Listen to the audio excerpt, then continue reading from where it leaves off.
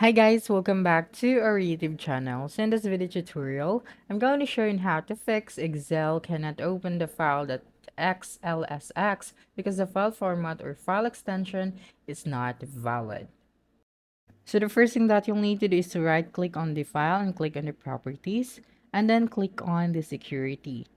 Now click on this one, the edit option, and then here click on the add. Okay, and then click on the advanced and then click on define now.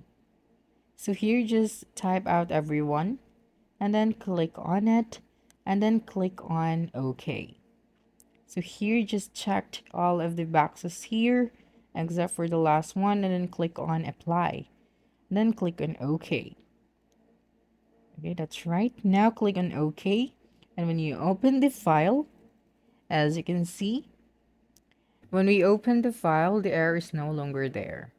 And that's it. Don't forget to subscribe to our YouTube channel for more video tutorials in the future.